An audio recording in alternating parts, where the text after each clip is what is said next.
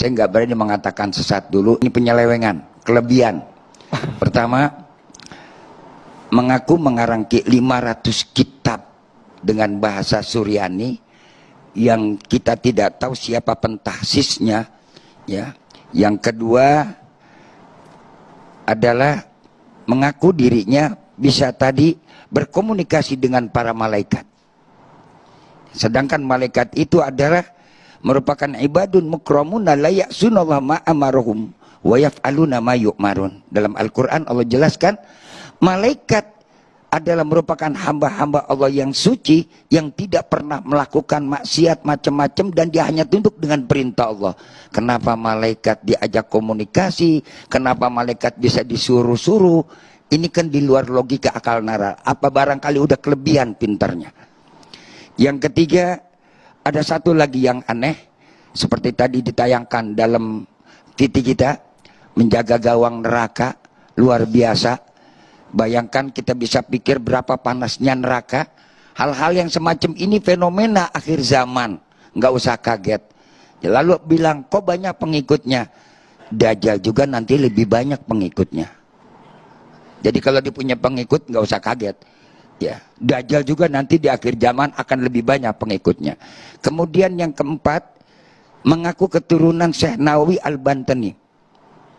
Nah, ini lebih hebat lagi. Begitu diteliti, dicek, ternyata cangkokan. Dan yang kelima, yang lebih mengerikan dahsyatnya, sebagaimana sabda baginda Rasul Nabi kita Muhammad sallallahu alaihi wasallam, "Man kadzdzaba alayya mutta'amidan falyattabawa maq'adahu minan nar." Menyampaikan satu hadis, dan saya belum pernah ketemu ada satu kitab matan hadis yang memakai bahasa Suryani.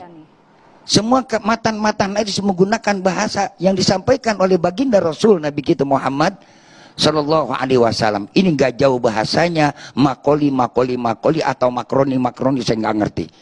Ya, itu yang kelima. Yang keenam, sebagaimana kita sudah maklumi, memiliki satu kelebihan yang luar biasa, bisa berbicara dengan roh orang yang sudah meninggal dunia, berkomunikasi. Dan itu hanya Allah berikan kepada para nabi dan rasul sebagai mukjizat. Berarti sudah, kalau orang sudah seperti ini, sudah menyamakan dirinya sebagai nabi dan rasul. Dan nabi dan rasul pun ketika berbicara, mengetahui orang di dalam kubur, kondisinya untuk menjawab tantangan sosial sebagai pesan moral. Sebagai pesan moral. Kalau ini, sebagaimana saya lihat ada satu gambar tayangan YouTube berziarah ke makam Sunan Ampel, lalu dia berbicara dengan bahasa makolinya, lalu bercerita, oh sudah, nanti untung saya bisa ketemu dalam kondisi baik-baik saja, dan nanti dia akan pergi akan saat. Saya bilang, kulir roh min amri robi. Allah nyatakan dalam Al-Quran, yas'alunaka anir roh. Ketika seorang sahabat bertanya kepada Rasul tentang masalah ruh, dijawab oleh Allah, roh itu adalah urusan Allah. Wa ma utitu minal ilmi illa qalila. Manusia hanya diberikan ilmu oleh Allah cuma sedikit, sebatas dengan apa yang ada kita lihat. Jadi kalau ini udah liwat batas langit mana dia sudah liwati. Mudah-mudahan bisa kembali ke alam dunia.